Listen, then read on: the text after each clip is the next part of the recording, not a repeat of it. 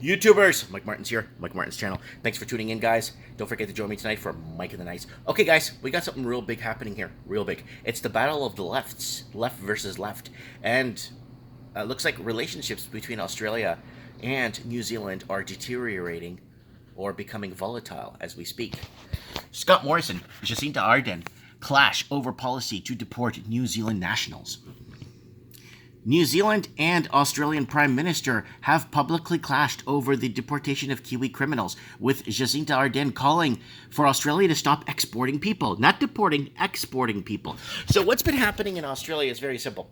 If a Kiwi national or Kiwi citizen or Kiwi from New Zealand is in Australia, commits a crime, does his time in an Australian prison, and then gets sent back to New Zealand, gets deported back to New Zealand. At a press conference, Ms. Ardern told the journalist Australia needed to stop sending convicted criminals who had spent most of their lives here back to New Zealand. Australia is well known within its rights to deport individuals who break your laws. New Zealand does the same, Ms. Ardern said.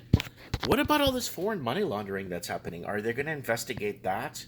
No, I don't think they can, because then that's going to convict a lot of people, and then they're going to have to deport them. I don't think they can deport them, because that would be the R word. But then if they find out what's happening with that, then the economy would crash in Australia if they stop. Yeah. But we have a simple request. Send back Kiwis, genuine Kiwis. Do not deport your people and your problems. Ms. Ardern and Scott Morrison were in Sydney on Friday for their annual meeting. The back and forth on deportation with Ms. Ardern said was corrosive to the relationship, dominated the conference. The federal government has cancelled the visas of 2,633 New Zealand nationals on character grounds over roughly the past 5 years. Ms. Ardern, who faces an election this year, said some of these sent back were too young when they left New Zealand, have developed criminal tendencies. So they came to Australia to start problems, basically. That's what it's saying, right? Then he goes on to say, she said some people had no connections to New Zealand, making reintegration into society difficult. So they had no ties, no work, no leads, no nothing, right?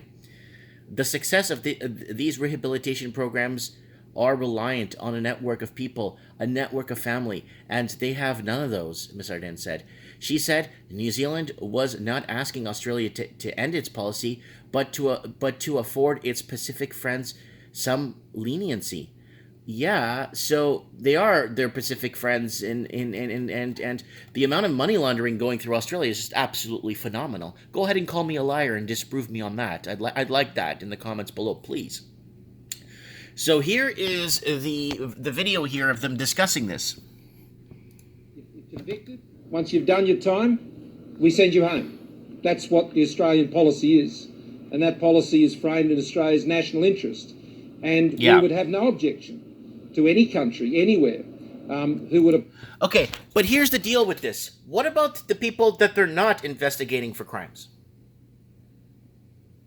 There's a lot of people committing crimes in Australia that are foreign nationals that have no ties to Australia and don't give a damn about Australia. They're just parking their money in Australia.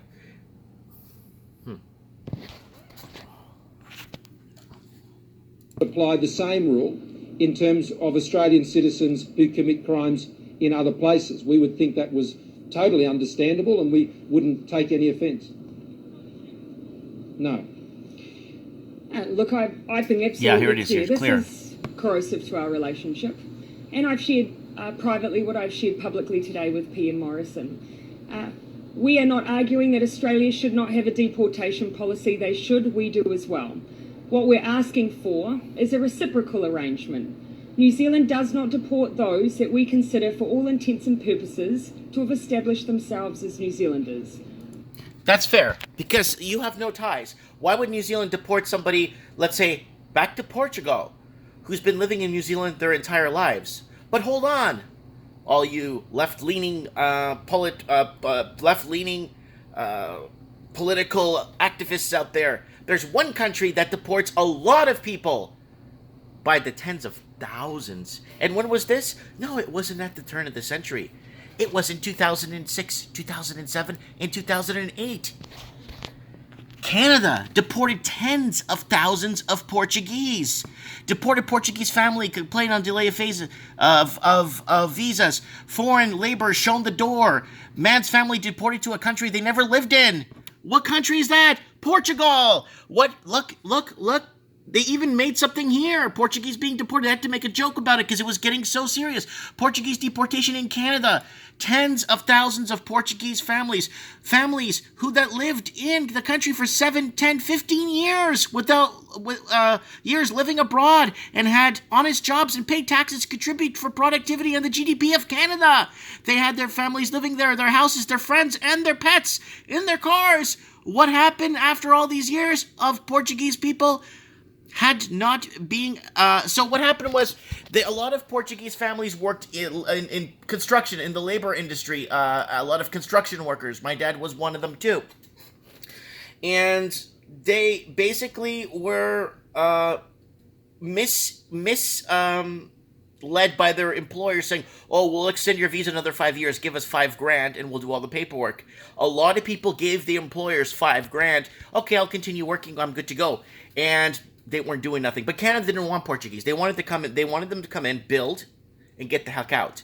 So a lot of families have been here from the 60s, 70s, and 80s, and they were facing mass deportation. Tens of thousands. It got so bad that the immigration went to high schools. The high school I was in would go to the gymnasium and ask all Portuguese-speaking students to come down to the gymnasium and wait there till 2, 3 in the morning till their parents brought in paperwork to prove that they were allowed to be in Canada. If not, they were put on the plane right then and then in handcuffs. And you know what the funny part is? It was just the Portuguese they did this to, which was really weird. And the president of Portugal said, please, can you at least let them go home and pack a bag? They arrive in Portugal. A lot of them have never lived here in 10, 20 years. Can you at least, you know what the Canadian government said? Too bad. So with this, I understand where she's coming from. With the amount of Portuguese family living in Canada for 6 years to be deported by Christmas, and they were deported to Colombia, but they were of Portuguese origin. And if you click on this, I'm not lying to you. I read this article. So they were of Portuguese origin. So they were deported too. So they had to go back to Colombia. They left Colombia because things weren't going good because of the kidnappings and stuff there. But I'm not understanding how this works, right? So let's go back to this one here.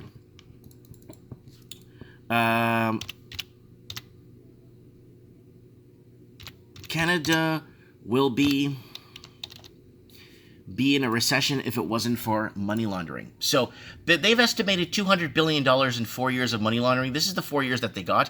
Canada would be in a recession without money laundering. So $200 billion basically by just foreigners dumping their money here.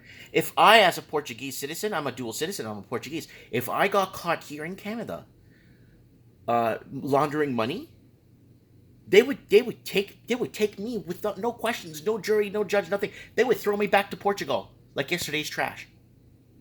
So I'm not understanding. I understand what's happening here in Australia, but other countries like Australia is, I guess, becoming more like a Canadian, how Canadians do it, but they're committing crimes in Australia to be deported. The Portuguese were deported for the sake of being deported, for being Portuguese. That's different though. I didn't see that angle. They're deporting people for being criminals. Very interesting. Well, let's finish what she has to say here. We only ask that Australia does the same. And the Prime Minister used a key word in his reference just now. He said that after they have served their time, he sends them home. The example I use demonstrates that we have countless who have no home in New Zealand. They have no network. They have grown up in Australia. That is their home, and that is where they should stay. Okay, so basically, she is right about that. If they don't have any ties to Australia, and they're New Zealanders, and they've lived there all their lives, they shouldn't be. They have their family, they have their networks, everything there. Let them rehabilitate. Let them properly set them. But I don't understand why they're picking and choosing. picking and choosing who they get to send back. I get it; it's their country; they could do that. I applied to live in the United States. I had a company to sponsor me. I had the whole 9 yards. I ran a 6 month. They ran for me. The company ran 6 months of articles to make articles for the job position I was taking, to make sure that there was no American that I was stealing a job from. They did the whole 9 yards. I paid a lawyer. I got everything done. And then when I went to the interview, they told me they weren't looking for my kind at the moment, to try and apply again in a few years. Everything was approved. So I even did my health, my physical, everything. So it's their country. They could make that choice. I understood that. I wasn't bitter with the Americans. I'm like, okay, it's their country. You know what I'm saying? But why are they picking and choosing who they could prosecute? You see, they pick and choose who they could prosecute, who commit crime, so they could purposely deport them. But in the Portuguese end of things, they were deporting scores of Canadians. We're talking about tens of thousands, up to 40,000. And sorry, that's the wrong article. We're just trying to figure out. I'm just trying to figure out all these years, and ever since the media companies got a massive bailouts before the Canadian elections last year. It was $600 million. All these Portuguese deportation videos and articles, thousands of them. Like, there was quite a few of them. They were reporting it on all over Canada, and they were reporting it in parts of the U.S. They're gone. They're all gone. So I contacted the principal from my high school at the time and discussed this with him. I called him. I'm in contact with him, and my science, a couple of teachers I'm still in contact with that know me. They watch my YouTube channel, and they basically told me, yeah, Mike, I was there. I know what happened. And this was actually a very embarrassing moment for us. This was very embarrassing. I was very embarrassed to have to send down students. There were students crying in the classroom that didn't want to go down to the gymnasium because they were afraid they were going to be taken away. You know what I'm saying? So this is in 2006. So Canada has its own thing, but they weren't deporting criminals. That's the thing. I don't know, guys. I just kind of wanted to throw this out there between this whole Australia and New Zealand. Jacinta Ardern is right about this. I'm on hers. I'm in her corner with this one. But picking and choosing the people you want to prosecute and then to deport them, that's what I'm seeing it as. Maybe I'm severely delusional, guys. Maybe I'm like just out of my rocker. Just let me know, guys, in the comments below. Is Australia picking who they want to prosecute so they can deport them? Or is it more everyone that goes through that system? But the ones coming out of the system that are non-New Zealanders, let's say they're from South Africa, or they're from Russia or Japan, do they get sent back too when they do their time in Australia? That's something I hope somebody could kind of dig up and look into, to see if a Japanese man released from a prison in Australia goes back to his family. Right? Because there was a man here in Canada, I'm not going to get into details, that severed a man's head on a bus and started eating it, and everybody ran off the bus, started eating bits of his head on a Greyhound bus, who was released and now is not being monitored. I think he did 6 years in jail for that. And people in the comments could put a link below of what I'm talking about. And he wasn't sent back to, I think he was from China, but he wasn't sent back. I'm just wondering how the severity of the crimes need to be. Who are they generalizing, picking certain people? It's not an umbrella law where it covers all nationalities. I just want to understand this. You know what I'm saying? Let me know what you guys think in the comments below. Lots of love, guys. We just need to get to understand what the laws are, right? Especially for people who are not welcome in certain countries, so they understand what they could be potentially facing. Let me know in the comments below. Thanks for watching, guys.